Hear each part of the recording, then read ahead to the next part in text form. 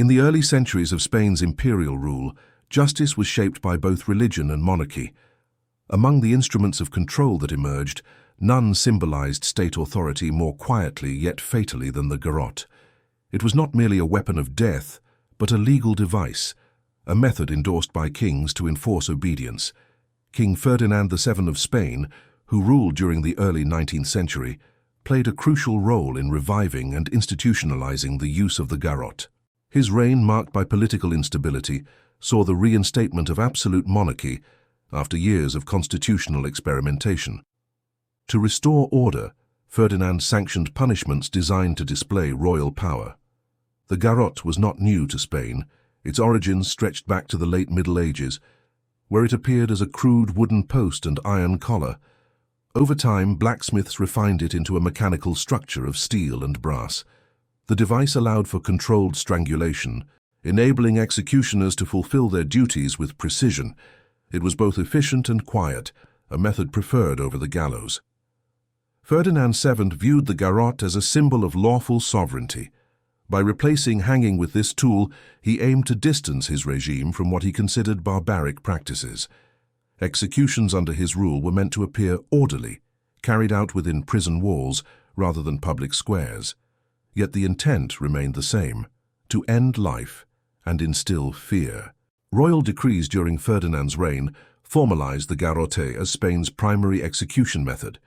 It became the official state instrument for civilian and political offenders. Each province received orders to construct standardized garrote devices, ensuring uniformity across the empire. This modernization aligned with the monarch's desire for administrative control. The garrote was not just a machine of death, it was a manifestation of legal order. Clerks, engineers, and prison officials documented its usage with meticulous detail, turning execution into bureaucratic routine. Ferdinand's government faced growing unrest, especially from liberals and reformists who sought to limit royal power. Many of these dissidents would later face the garrote. The king considered their resistance an attack on divine authority, and the silent collar became a tool to suppress dissent.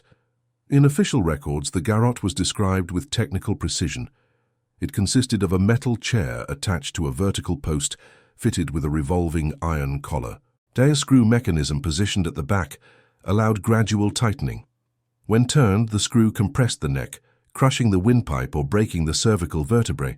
Its use reflected Spain's transition into a modern bureaucratic state that merged punishment with regulation. Unlike execution by sword or rope, which could fail due to human error, the garrote offered controlled lethality. This mechanical reliability appealed to royal administrators who valued efficiency in law enforcement. By the 1820s, garroting had become institutionalized across Spanish prisons and colonies. From Madrid to Havana and Manila, the device appeared as a standardized form of execution.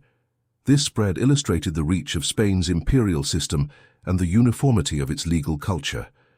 Records from the period describe the presence of official garroteros, state executioners trained specifically for this method.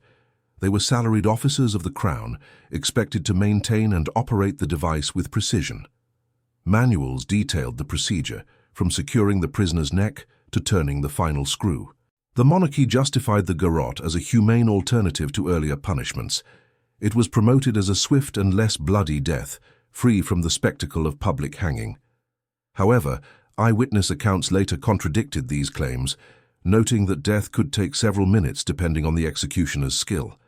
Under Ferdinand VII's rule, Spain remained politically divided. The king's reliance on harsh punishments revealed the tension between old absolutism and emerging liberal ideals. Each execution reinforced his determination to uphold monarchical authority against reformist movements. Foreign observers during the 19th century recorded Spain's continued use of the garrote with fascination and revulsion. European reformers viewed it as a relic of medieval justice, while Spanish officials defended it as a lawful necessity. The garrote became a symbol of both Spanish tradition and resistance to change. In the royal archives, orders for new garrotes were issued through official correspondence. Engineers designed collapsible versions for transport to distant colonies. The crown ensured that no province lacked the means to carry out capital sentences. By the end of Ferdinand VII's reign in 1833, the garrote had become deeply embedded in Spain's legal system. Its presence in military and civil prisons reflected the union of monarchy and machinery. The quiet turn of its screw represented the controlled violence of the state. Even after the king's death, his successors retained the garrote as a legitimate form of capital punishment. It endured through political upheavals, from monarchy to republic, symbolizing the continuity of institutional authority. The evolution of the garrote from crude instrument to official device mirrors Spain's complex relationship with power and discipline. It was a tool born from monarchy, perfected through bureaucracy, and sustained by law. In the years following Ferdinand VII's rule, the device would serve a new purpose. No longer reserved for common criminals, it would be used against rebels, intellectuals, and soldiers who challenged the established order. The silent collar, once a symbol of royal justice, became the centerpiece of political executions. Its tightening screw would mark the final breath of those who opposed the crown. Quick reminder: if you are enjoying, do like the video and subscribe the channel for more historical torture content. The garrote's design reflected Spain's pursuit of administrative precision. Its structure was both simple and deliberate. A sturdy wooden or metal post supported a seat for the condemned. Behind the seat, a vertical iron bar housed a rotating screw mechanism. When turned, the screw advanced a pointed iron pin or flat plate against the prisoner's neck, forcing it against the collar's front section. Death came by strangulation or spinal fracture. By the mid-19th century, the garrote had two principal types, the garrote vil and the garrote ordinario. The vil version included a sharp metal spike attached to the screw. When the executioner turned the crank, the spike pierced the cervical vertebrae, breaking the neck instantly. The ordinario relied solely on compression, tightening the collar until asphyxiation occurred. Spanish engineers standardized these designs to ensure predictable outcomes. Workshops under royal supervision produced identical sets of garrotes, marked with official seals. The precision of their craftsmanship reflected the bureaucratic order surrounding capital punishment. Each device was recorded in inventory books and inspected before every execution. Executioners, known as verdugos, received specialized instruction. Their role was not considered noble, but it carried state authority. They were expected to maintain calm, discipline, and exact technique. The screw had to be turned with steady force. Too slow, and the victim suffered prolonged agony. Too fast, and the process risked fracture before confession or ceremony concluded. The condemned were typically seated on a fixed chair facing the audience or tribunal. A priest would stand nearby, offering last rites. The executioner, positioned behind the apparatus, aligned the metal collar with the prisoner's neck.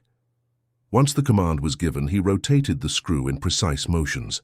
The mechanism tightened silently, compressing the throat and spine until respiration stopped. The procedure took place within prison courtyards or fortified compounds. Early executions were sometimes public, but as the 19th century advanced, authorities restricted them to official witnesses. The intention was to reduce public disorder and maintain the solemn image of lawful punishment.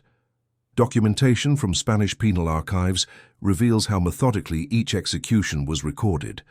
Officials noted the prisoner's name, crime, sentence, the exact time of death, and the state of the body after execution. Reports confirmed that the garrote could end life in less than a minute when operated correctly. However, in practice, deaths often extended beyond 3 minutes, depending on the type of device and the executioner's skill. The crimes punished by garroting varied across centuries. In earlier times, it targeted murderers, thieves, and deserters. Under Ferdinand VII and his successors, it became the penalty for treason, rebellion, and acts against the monarchy. Political prisoners, including generals and intellectuals, would later face the same fate as common criminals. One of the most documented cases occurred in 1873, during Spain's turbulent First Republic. When the government sought to suppress uprisings, captured officers were executed by garrote as a warning to others.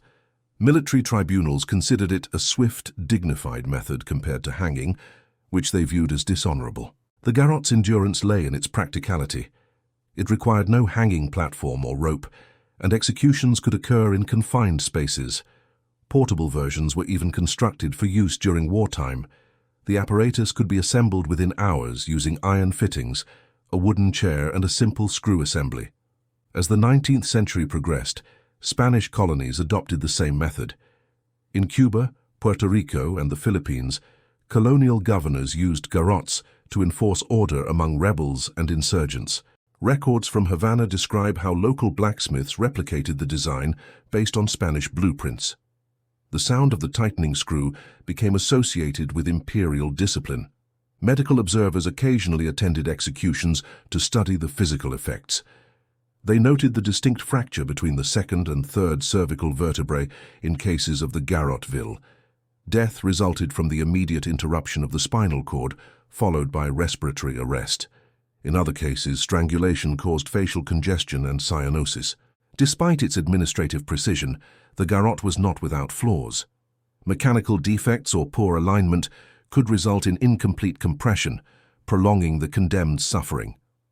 Reports describe instances where the screw jammed mid-turn, forcing the executioner to readjust under pressure.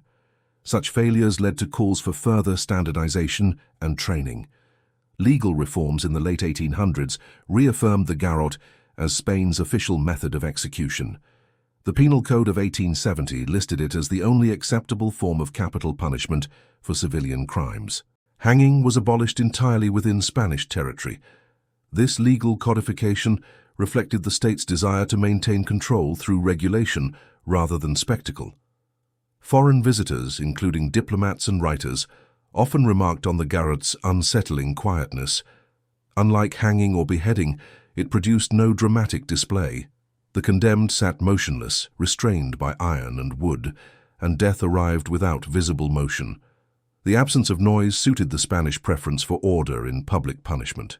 During this period, executioners gained technical prominence. Their reputation depended on precision and reliability.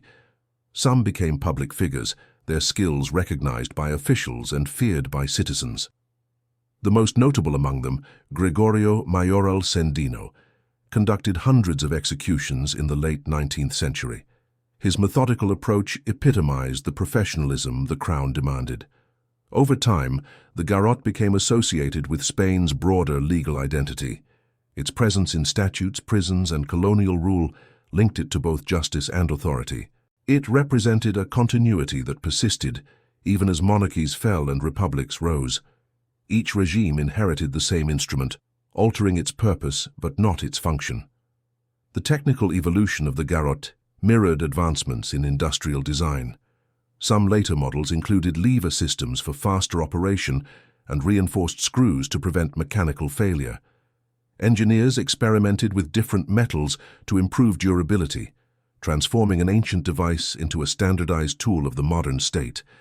By the dawn of the 20th century, the garrote was deeply entrenched in Spain's penal framework.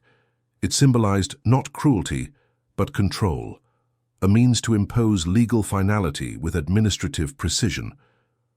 The quiet act of turning a screw had become an official ritual of state power. However, its role would soon shift again. The political upheavals of the 20th century, from monarchy to dictatorship, would redefine who faced the garrote and why.